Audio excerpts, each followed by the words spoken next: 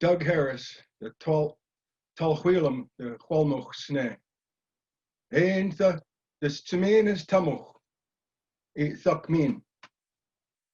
Respecting your time and respecting your traditional territories that you represent here today. Haichka, Haitseka, Asi Netsalhuan, Na Siya, Na Eli Schwatlakwa, Haitseka, a Kwasielip, a Tanaquil, a Yatzelt, E Titi Watzelt.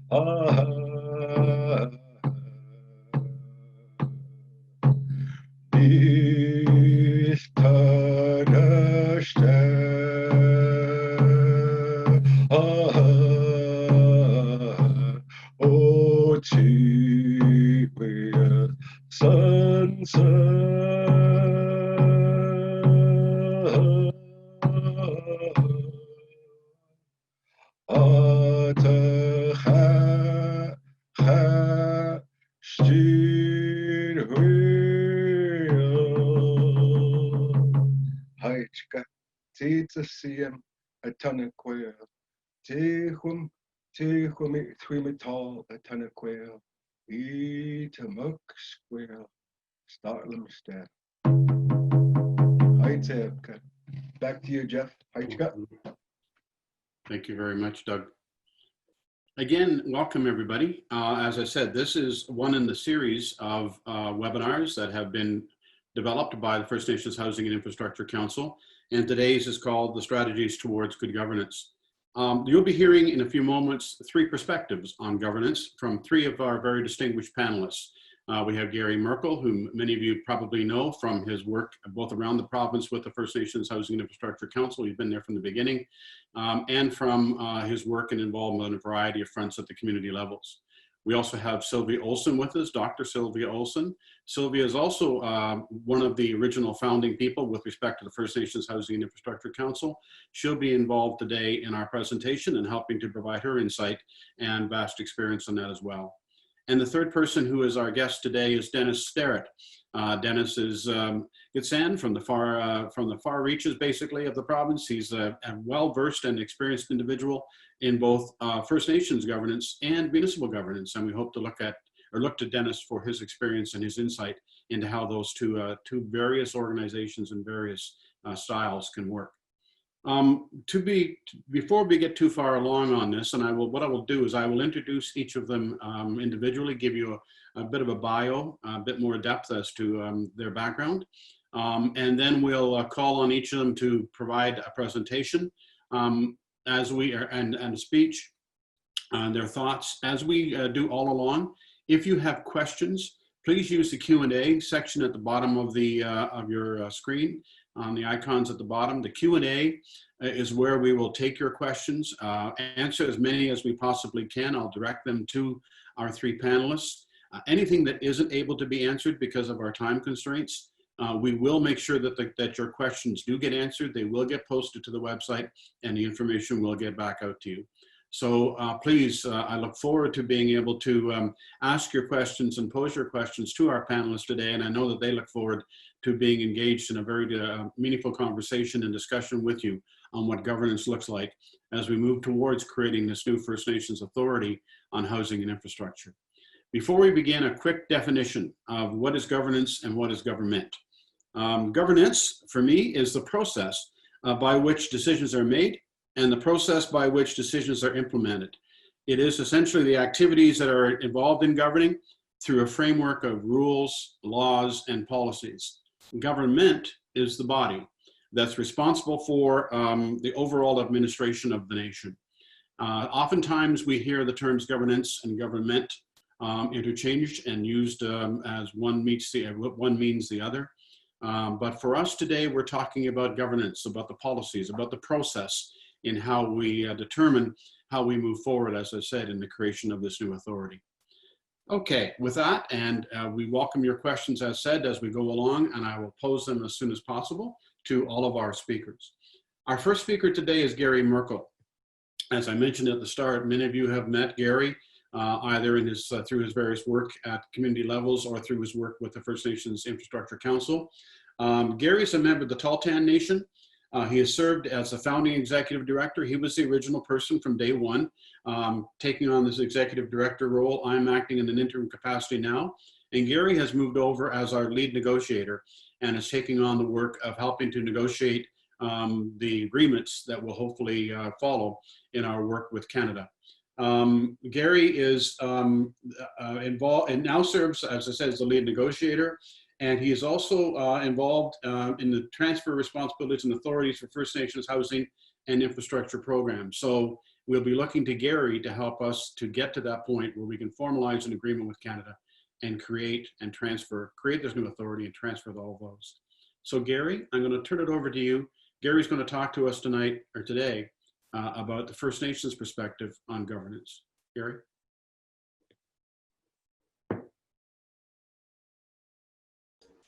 Thanks, Jeff. Hello, everyone. I can't see you all, but welcome. And I don't have much more of an introduction other than maybe I actually live with the Ktunaxa and have for 30 years now over in Southeast BC in Cranbrook. So Kisuk Wishnam from Ktunaxa territory.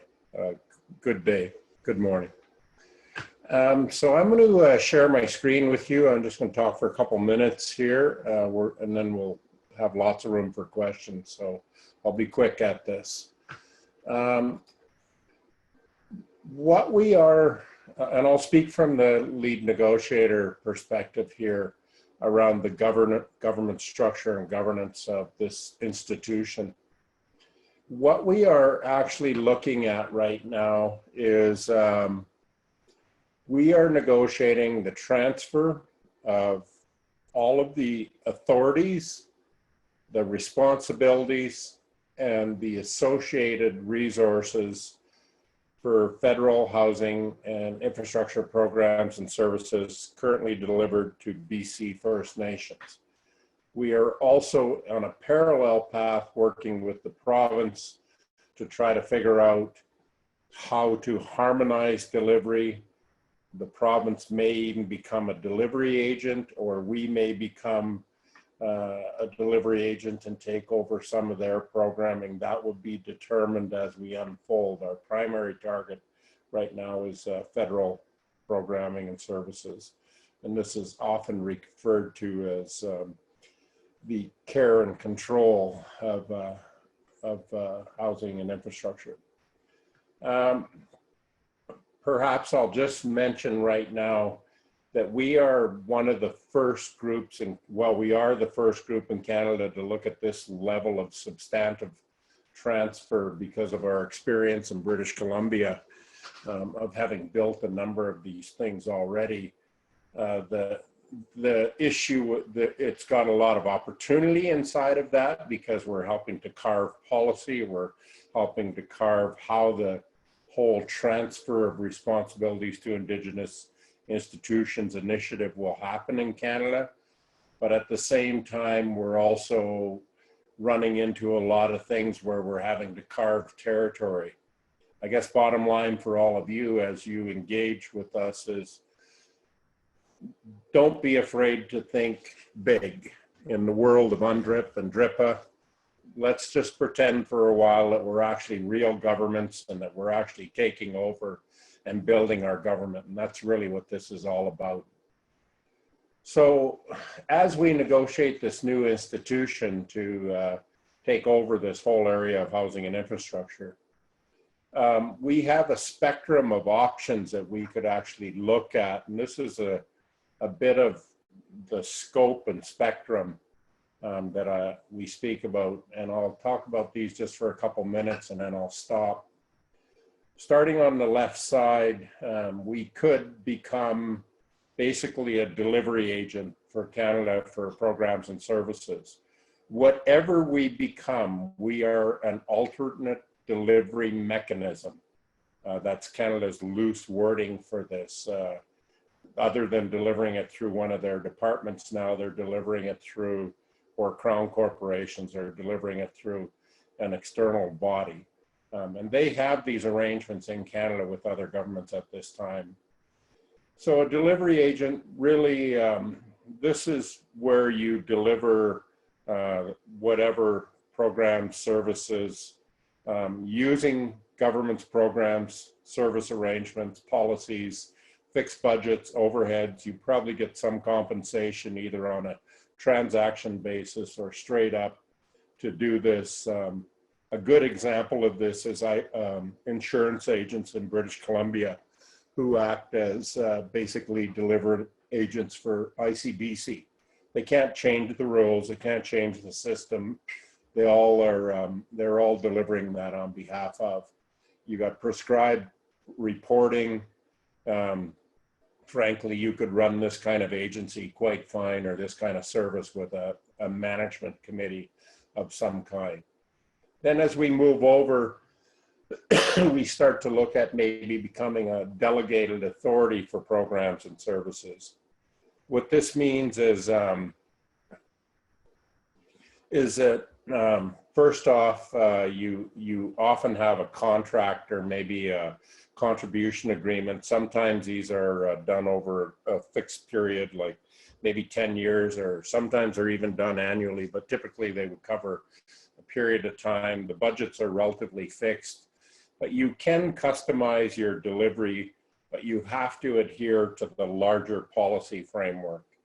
And this kind of organization we would typically govern with a board or maybe even a management committee. But and then finally or maybe over at the farther end, we become actually some kind of an independent authority that could to deliver programs and services that could potentially even be created by legislation.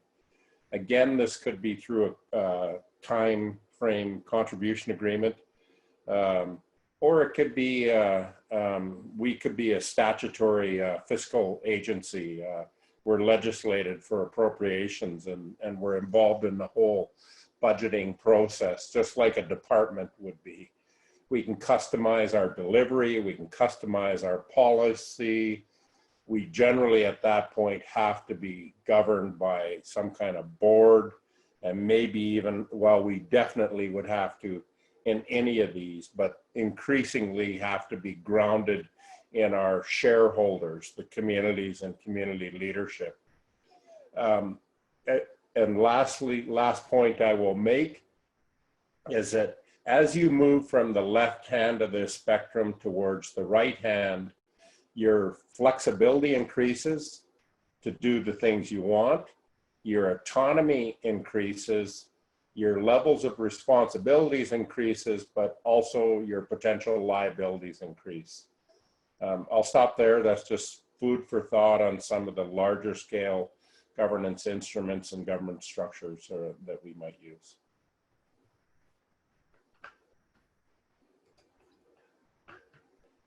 Thank you, Gary.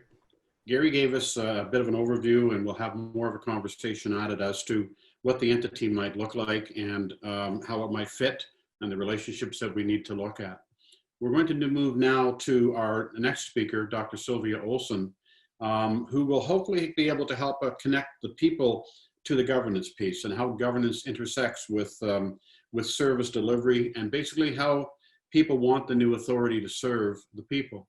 A bit of background for Sylvia. I have known Sylvia for many, many years. She and I worked together as part of the Aboriginal Housing Committee, as did Gary when he was chair of that. So I've had the chance to know each other for a long, long time. Sylvia is an adult educator and trainer. She specializes in First Nations capacity development and has extensive knowledge of curriculum and training material development. And she co-created and is currently teaching the First Nations Housing Managers program at Vancouver Island University.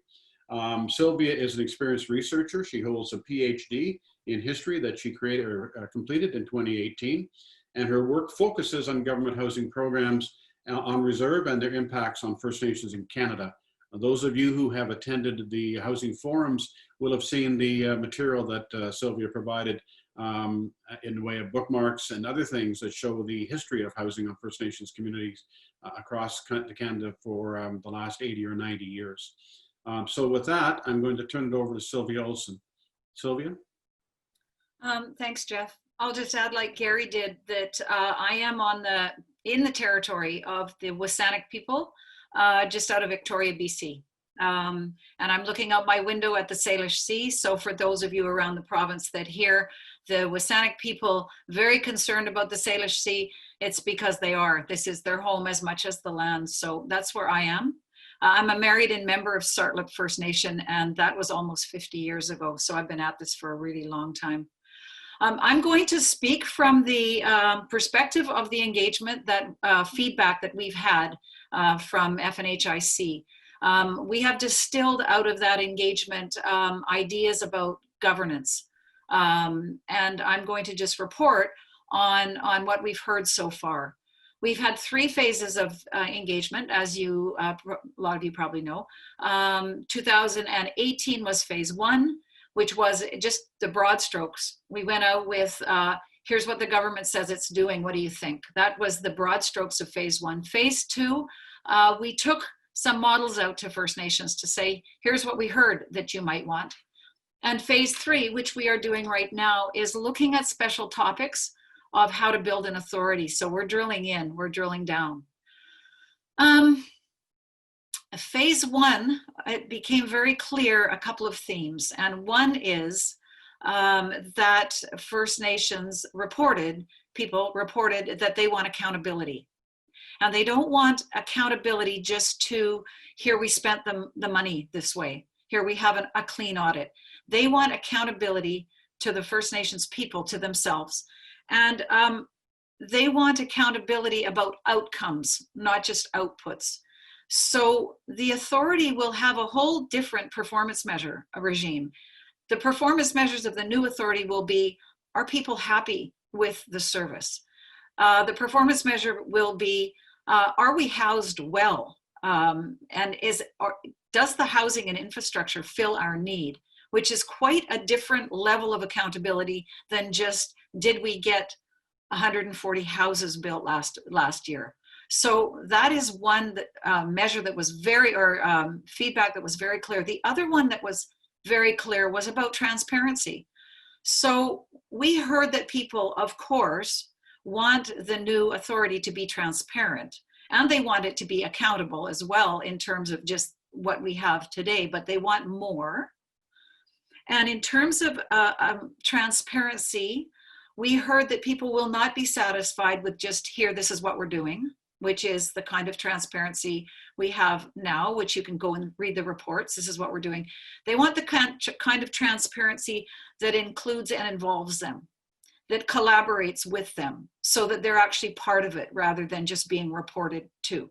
So those were a couple of governance policy type themes that came out of the first round.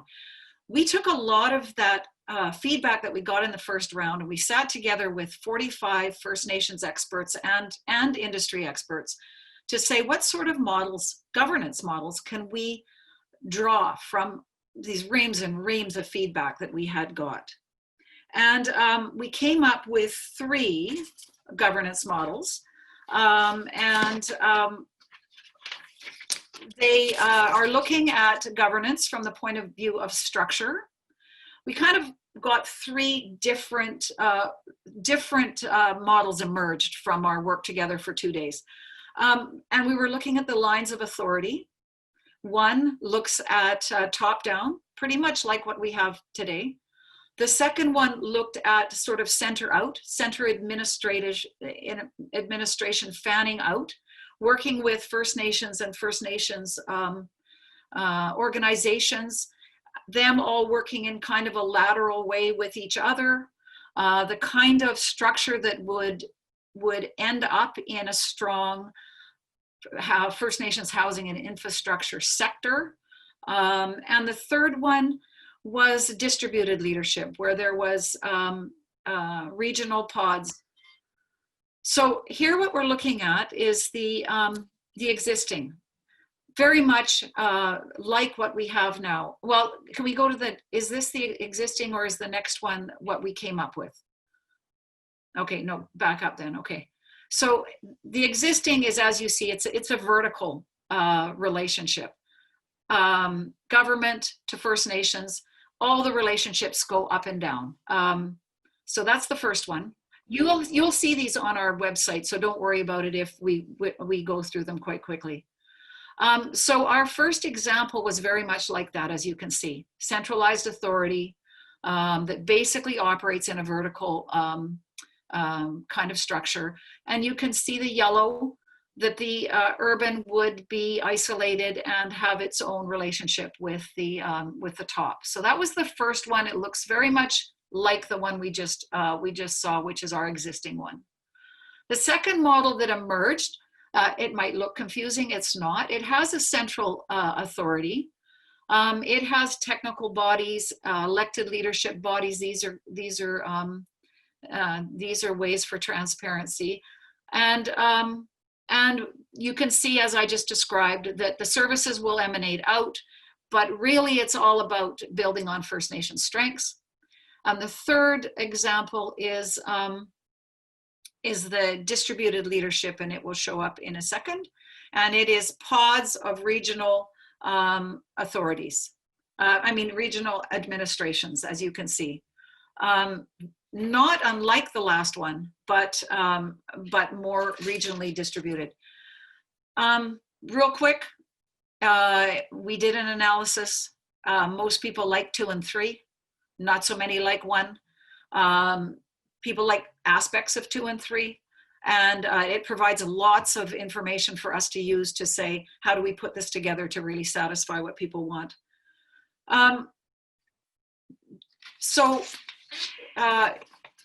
Our phase 3, I'm just going to read some of, and this is policy feed. This is the stuff that the new authority will use to build its policy. And in, like Jeff said, governance, the way that it actually does what it does.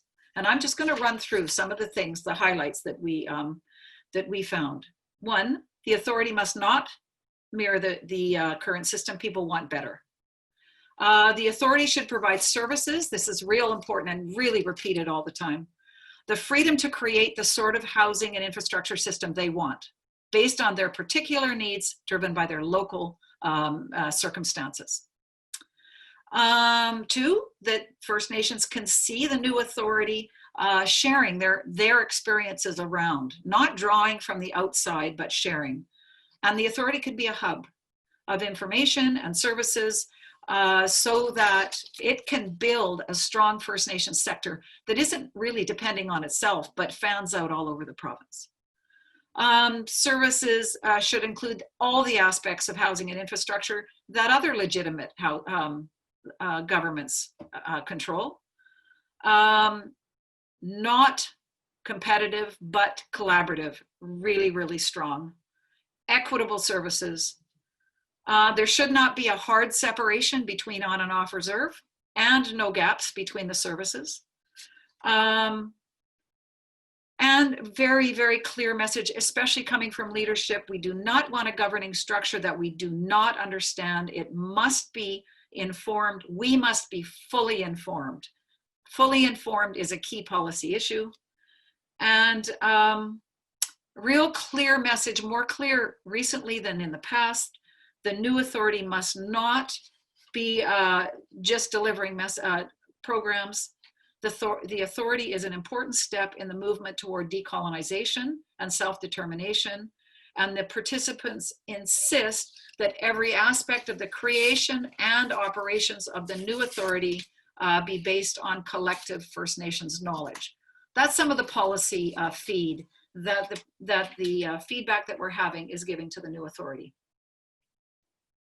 Sorry for speaking so fast, but that's it.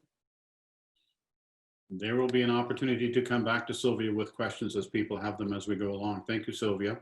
Thanks. We said there were 3 perspectives to this conversation about governance.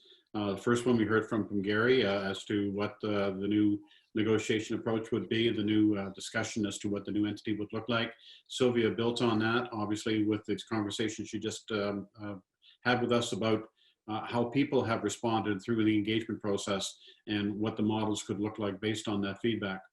Our third perspective is coming to us today from Dennis Sterrett. Dennis is the mayor of the village of Hazelton. He's also the Housing and Infrastructure Advisor for the Gitxsan Government Commission. And Dennis also sits as a member of the Expert Advisory Group here with us on the First Nations Housing and Infrastructure Council. To quote his biography, Dennis says that he has a drive for problem solving and decision making, which is good because we need people like Dennis to do that. He has nearly 30 years of experience in operations and project services in both Canada and the United Kingdom. He's lobbied for change in how housing and community band asset management is implemented, bringing together regional context, culture, financial stewardship, a full life cycle planning, and sound business and good governance practices. We're looking for Dennis to be able to provide us with this third perspective about how, from his experience both on and off reserve, how governance can be used to help us achieve this new Housing and Infrastructure Authority. So Dennis, I'll turn it over to you. Thank you, Jeff. Thank you for inviting me to speak. As I said earlier, hopefully it'll be a little bit more riveting than watching paint dry. I've also, I sit on the Aboriginal Capital Committee with Indigenous Services Canada BC region. And in my role as mayor, I'm also on the board of the Regional District of Kitimat-Stikine. For me, governance, similar to what Jeff said, governance is a process of collective decision-making and policy implementation. And my first formal experience with governance was as a project manager in the UK and taking on project governance and all of that entailed. That was a framework for how we made decisions for specific projects to keep them on schedule and on budget. And to do this consistently, we needed to include policies, regulations, functions, processes, procedures, and responsibilities. Each organization varied slightly in terms of their governance structure, which was tailored to the needs of that organization. Some projects were complicated by the need to report to project boards and committees, but also to government representatives, such as some of the more complicated projects with the BBC, where there were clearly defined benefits targets that had to be met, and for projects that included funding from the EU and other funding agencies. In 2016, I had my first experience with governance at a local level when I ran for a council position for the Gittimax band, my home band as well. I was successful and served for one term. And from what I learned, the framework for band council governance was defined by the Indian Act and the Indian Band Council Procedure Regulations for the governance and administration of band affairs, and those areas included education, band schools, housing, water, sewer, roads, and other community businesses and services. Emboldened by that success in the Gittimax band election, I decided to run for the village of Hazelton, which is a municipality in Northwest British Columbia. We're also bordered by the Gittimax band. There's some areas where you can't tell where one ends and the other one begins. I was also successful on this one, and that's when governance seemed to me to take on a more serious tone. Employees and newly elected public officials were sent on orientation and training sessions to prepare us for what our responsibilities would be within the realm of local government. A municipality is a local government incorporated by the province, which allows the community to govern itself and to provide and regulate local services that typically include the provision of drinking water, sewers, roads, fire protection, streetlights, rubbish and recycling collection, land use planning, building inspection, and parks. Very similar to band governance as well. The BC government sets the legislation that provides municipalities with the authority and flexibility to respond to the varying needs and changing circumstances of each and every community. The legislation empowers, guides, limits, and affects local governments. Within that framework, municipalities are autonomous, responsible, and accountable to their citizens and to the province. Municipalities have the power of a natural person, the power to expropriate, and the power to establish and enforce bylaws. They are able to raise funds through property taxes and user fees and borrow a limited amount through the Municipal Finance Authority of British Columbia. And this is to pay for operational and capital costs. Municipalities are governed by a mayor and a council who are democratically elected every 4 years. Each municipality is a member of a regional district to which their councils elect representatives. Typically that's the mayor, but it doesn't have to be. In our case, council elected me to sit on the board of the regional district. The board of directors of the regional district is used as a forum to discuss regional issues. Delegated powers and responsibilities are regulated through the Local Government Act of British Columbia and the Community Charter. The Community Charter and the Local Government Act define the core authority of local governments and guide decision making. One exception to that is the City of Vancouver. It is served by its own legislation, the Vancouver Charter. The Community Charter provides the statutory framework for all municipalities in BC, again, except for the City of Vancouver. It sets out municipalities' core areas of authority, and those include broad powers, for example, municipal services, public health, and entering into agreements, property taxation, financial management, procedures such as adopting bylaws, and bylaw enforcement. The Community Charter also addresses municipal-provincial relations with principles, consultation requirements, and dispute resolution processes. There's a lot more to it, but I won't go into a lot of the detail there because it's pretty extensive. The Local Government Act is the primary legislation for regional districts and improvement districts, setting out the framework for structure and operations, as well as the main powers and responsibilities. Certain municipal provisions of the Local Government Act also apply to municipalities for matters not covered by the Community Charter, for example, municipal tax sales. The Local Government Act also covers important authorities for both municipalities and regional districts, such as planning and land use powers, and statutory requirements for administering elections. Although separate entities, the Village of Hazelton and the Gittimax Band are virtually one and the same. We share water and sewer services. Our fire departments have overlap. Both fire departments will respond to calls in the village or on the reserve. There's many members that sit on both. We have regular meetings to discuss other areas of cooperation. Myself and half the council are Gittimax Band members. The majority of the village employees are also Gittimax Band members. From my experiences, there seems to be a more defined framework for municipal governance, and that's to make public administration open and transparent and accountable. We have set meeting schedules that we set at the beginning of the year, and those meetings are published, and they're only changed with adequate public notice. The Community Charter also governs access to meetings for the public. Taxation and other services are governed by bylaws. Once passed by the council, these bylaws are enforced and include penalties when necessary. There was a more detailed orientation and training for myself and new members of council when we were elected, and this is common across the board for elected officials in BC. We were given a clear understanding of our areas of responsibility and that of the Chief Administrative Officer, or CAO.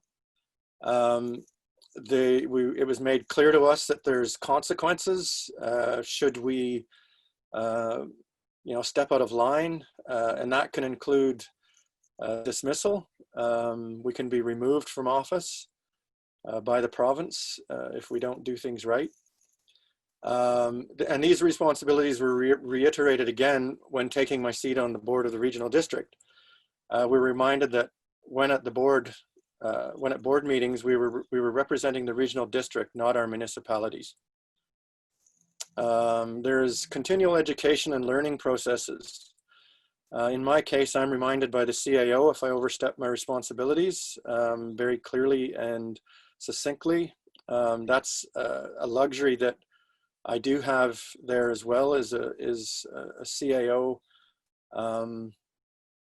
who is well trained and knows what she's doing. We schedule learning days so that council can refresh our knowledge and ask questions. Sometimes we'll focus on a specific area if we're all unsure on that. One of the biggest differences I saw was that local government staff can access professional development through programs that offer certification and scholarships to improve and recognize the professional skills and education of BC's local government staff. And that's to build their administrative capacity as well. Another difference, municipal councils are elected for 4 years, whereas band councils are elected for 2 years unless the band has a custom election code.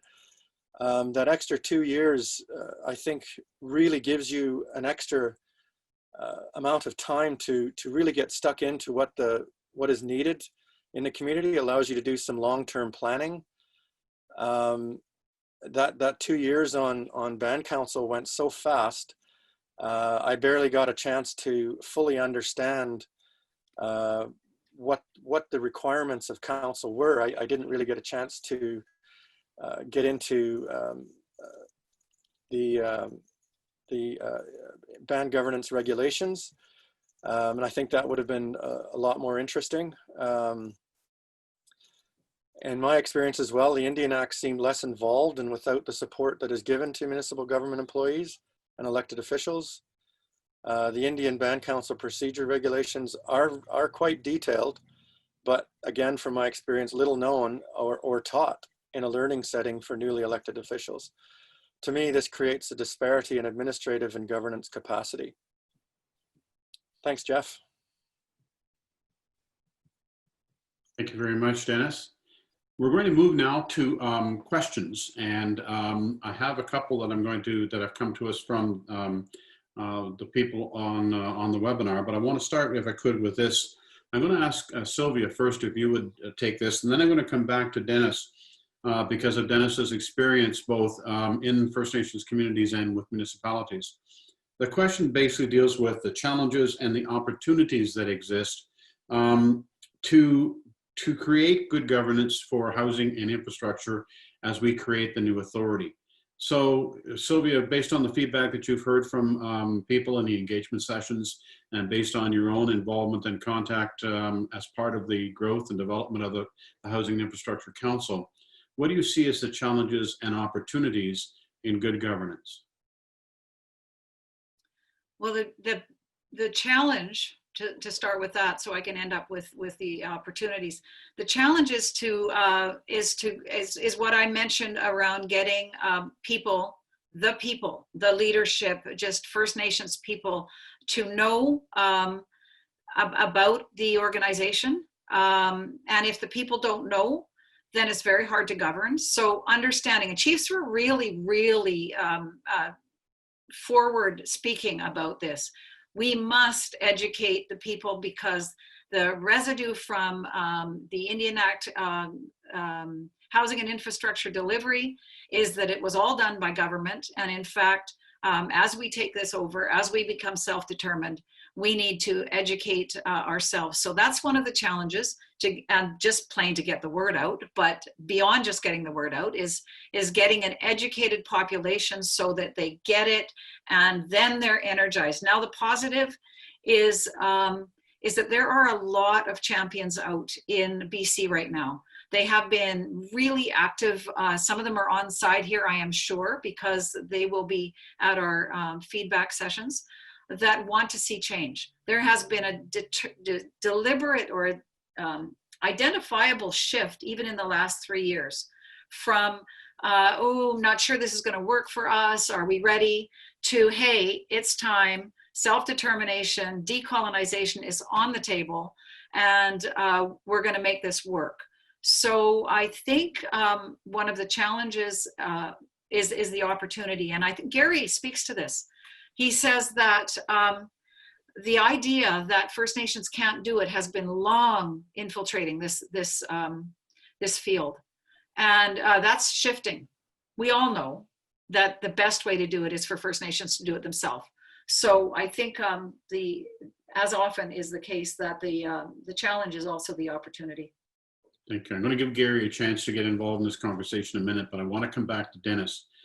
Because, Dennis, of the experience that you have at both the municipal level, the regional level, the First Nation level, and the juxtaposition of all of those within your community and within your area where you all work together, what do you see as challenges and opportunities in creating this new authority around housing and infrastructure?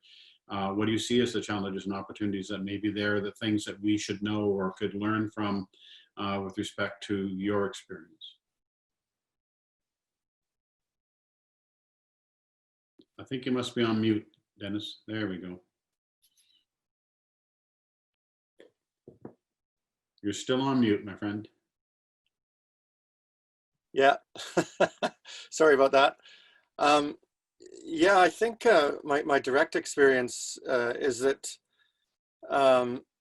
again, the differences between band council governance and municipal council governance, I think it's the duration of the terms.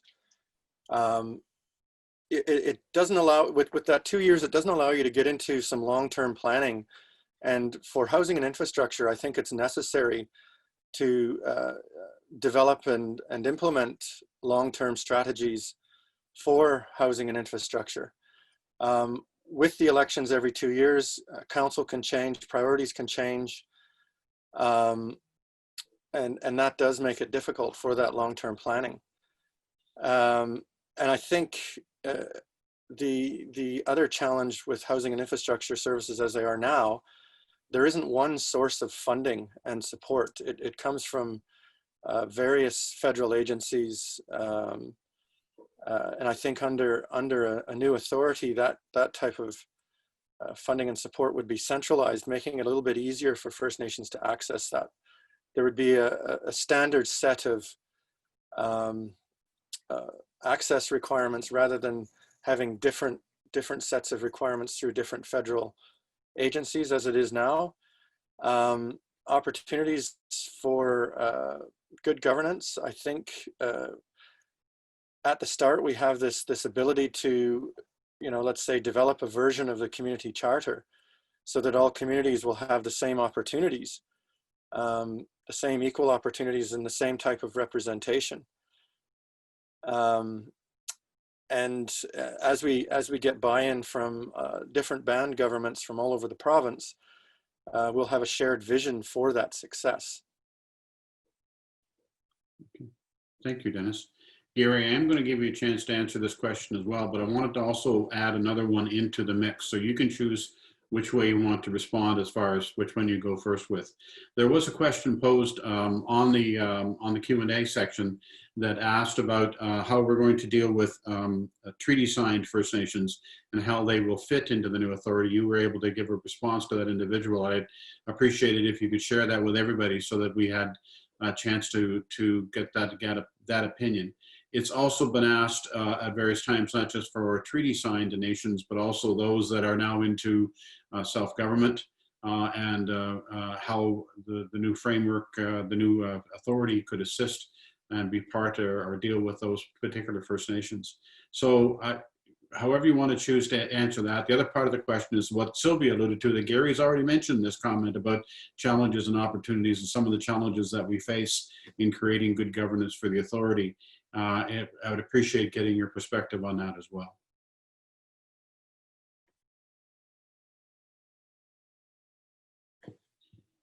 You're on mute, Gary.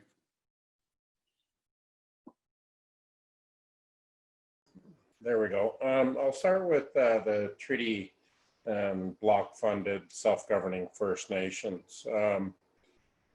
We've only had a few conversations with groups about this. What we do know so far is that no one is interested, and there was no intention of doing this anyways, of touching their funding or fiscal arrangements with Canada. that would continue. But if you think about it, this is our collective resources now. And I don't know for sure that we would collectively agree that those groups could access programs and even potentially services that they're already taking their share out of the pot for, as a general principle. Having said that, there may be a number of other services and possibly even other programs that are available outside of where the groups have taken their piece out of the pot already that would be accessible. We hadn't, there's surprisingly a lot of people who want to contribute to this cause, foundations, philanthropists, etc., but they aren't going to give money to the federal government. And they are certainly interested in, if you can build an authority that can truly help with this whole housing and infrastructure issue that we're dealing with, and it won't disappear into a black box, we're definitely interested in looking at that. So that would probably be, in my mind, the partition, but this is a really open conversation. And, you know, it's possible, again, that in the future as a self-governing First Nation or block funded said, you know, I really like what that thing is doing over there. And I think I'm actually going to get more bang for my buck if we just stop taking our chunk off the top and put it into this organization and access its full range of everything. That's just my personal general thoughts and what I've heard in terms of feedback so far. This is a design thing, and it's obvious that those groups need to be involved in designing this to make sure that it doesn't, that it works for them. The other one I wanted to just speak about was the challenge. One of the challenges we face right now in building these institutions, and I think we're getting over it slowly, but it goes back to Sylvia's point. You know, this whole colonization process has really been, a lot of it is grounded in this stereotype of the dumb Indian, that we can't build our own sophisticated organizations and societies. And frankly, that's absolutely not true. And most of us know this now. What has been lacking is the opportunity to do that and to be treated like we can do that, as opposed to being treated like we can't. And so, but the problem is we all have lived in this way of thinking, this paradigm for so long that we all have come to believe it. And that internal shift is going to be just as hard for us as it is going to be for the rest of the world. And frankly, I think it might even be a little harder for us to make that shift. And then, and because we just have so much mistrust of the system now, and any system, even if it's our own system. And when we have that, we tend to tear them down and beat them up. But for me, the real opportunity is governance and setting up really well-grounded governance systems that are in our communities and kind of push us all to stick together and be accountable to each other. Many of you probably are aware that governance is the absolute #1 determinant of success of developing societies and most developing institutions. And if we can get that part right, then we can sort out our issues as we work through them and put them on the table and deal with them in a tough way and make ourselves stick together to build this thing. I think that's the way we get through it. Thank you, Gary. I had Sylvia looking, and I think she's put her hand up. She wants to add a comment. So, Sylvia, on the treaty question, we are having increasing numbers of Treaty First Nations joining the feedback sessions, the focus groups. Tribal councils as well, well-established tribal councils joining the sessions. And yes, they have all sorts of different governance structures within with their even one treaty from the next treaty, they're different. they are interested, I would say in general, both what kind of services will we deliver that they may want to partake of to enhance their housing delivery system. Will this organization create something that will be usable? They are also interested in different ways to run parallel so that this housing sector that we're talking about is not a bunch of little entities all over the place, all competing with each other, but that we create a First Nations housing and infrastructure sector that includes everybody in some way, whichever way they want to be included. There's a growing idea or commitment to that sort of approach to the authority, where the authority isn't an either or. It's how do we partner? How do we work together? How do we build lateral relationships? A strong tribal council may want only just some of what the authority has to offer. It may not want any, yet it may actually contribute something to it. Those are the discussions that we're having increasingly over the last 3 years since the beginning. So a question then for all of you, and I'm cognizant of our time, so I don't want to carry on too much, but I'll give each of you a shot on this particular question. We know that one of the things that might be involved in the new authority is assuming responsibility for the current portfolio of housing and infrastructure programs or initiatives that may exist out there. Section 95 comes to mind. Current infrastructure in First Nations communities like water or wastewater, et cetera. All of those programs that are government-led come with certain policies, certain governance restrictions and requirements. And this may be getting too far along, to Gary's point, that we can work these out as we go along. But one of the questions that has come up in some of the conversations with First Nations has been, how do we marry up the work that the authority would do and any policies or governance structure that an authority might put in place, the current governance structures that exist within the First Nations on how they look after governing housing and infrastructure in their particular community, and then government programs that currently exist which come with their own policies and governance requirements, rules, et cetera. How do we bring all of those three things together? The First Nations, the new authority, and the government's governance approaches, and make them all work. It's a challenge that I think we're just trying to figure out or understand how you think that might be overcome. Dennis, you want to start with you? And then Gary, I'll come to you right after. That's a really good question. And I don't think there is a single specific answer to achieve that. I was starting to think about, there's 4 tribal councils within the province right now that have technical services units. The Gitxsan Government Commission is one of those. And these technical services units help serve the bands within that tribal council in housing and infrastructure. So there is a slight advantage to that. And these technical services units are funded separately through Indigenous Services Canada. And I can't help but think that these would be better served if they were serving the entire province rather than just small groups of individual bands. But that's, again, not a decision for me.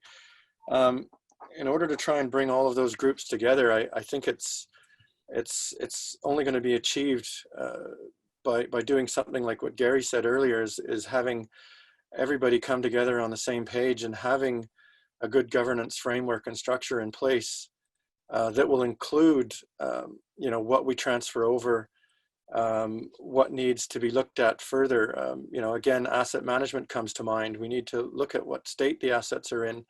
Many of our communities have aging and failing infrastructure, and to just simply take over something like that and struggle or continue the struggle with funding and trying to get this stuff done just simply isn't going to work. So yeah, it's going to be tough, and I think by bringing many minds together, I think we can figure that out. Thank you, Dennis. Gary, do you want to take a shot? You're on mute again. Thanks, Jeff. I'll be quick on this one. First Nations, the new authority, and then federal, all the requirements, and how do you pull all those together? The new authority, in my mind, whatever governing body it has to be built from the existing governing bodies that exist in our communities. It would be, in a lot of ways, you know, as Dennis talked about, a regional district. It's a consortium of us that govern this thing. And then beyond that, from the federal perspective, depending on where we end up in that spectrum, my preference is to end up far more on the right side, where we are much more autonomous, possibly a legislated entity with a fiscal statutory relationship with the Crown. Then we are just really subject to Treasury Board guidelines and public accountability for public money guidelines for that portion of our portfolio. You remember that the thought is that we can access other private dollars and public-private partnership monies and all kinds of other things. We would be accountable potentially to others for those, but those are pretty high-level accountabilities that will give us tons of flexibility. And then finally, in the future, we all have to start thinking that at some point we are going to build our own fiscal institution, our own Treasury Board type thing. And then we can start to really think about how to build accountability that makes sense for us as a people and to the broader public in Canada, because again, they're public money. Good. Thank you, Gary. Sylvia, I'll give you the last word and then we'll wrap things up. You're on mute as well. I wasn't going to do that.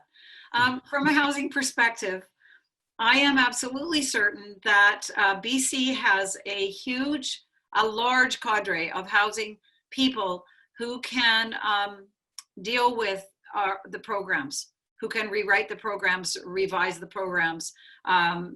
This is something that we are very strong in British Columbia. So there is going to be no trouble with the new authority being able to bring people together to bring those programs in line. So there's two things that I hear, we have all heard.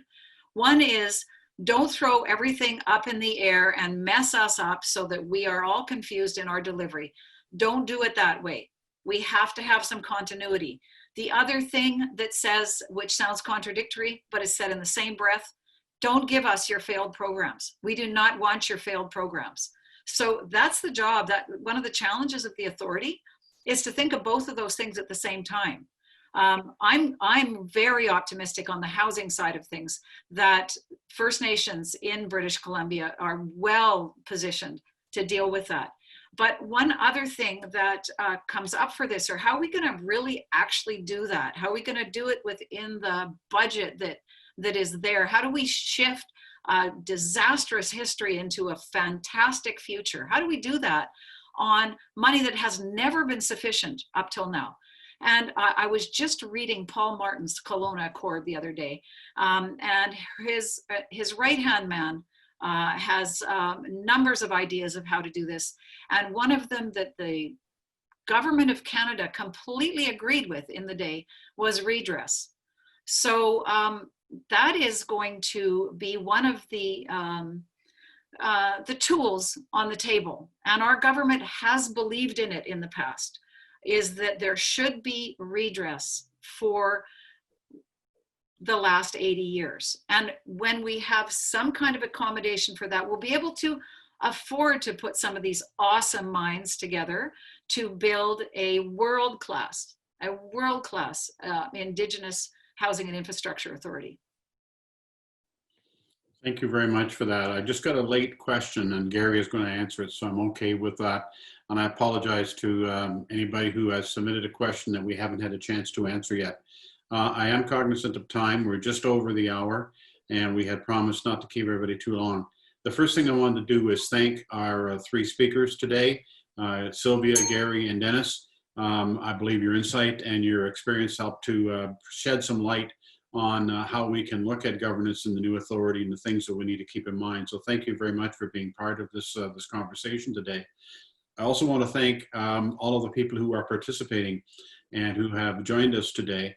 It's important that we are able to share this kind of discussion and this conversation, and it's important to be able to participate with you and hear your feedback. So at the end of this session, there will be another poll put up, and we would welcome and actually solicit as much as we could your input and your feedback through taking a few moments to complete that poll when it is posted. Those people who are asking about all the materials or the slides, etc., they will be available on the website. They can be available through going to the First Nations Housing and Infrastructure Council of BC website, and you can find it all there. I also want to thank Doug Harris, who started us off this morning in a good way for the prayer and the song, and we thank you very much for that, Doug, and for coming out to be part of our webinars.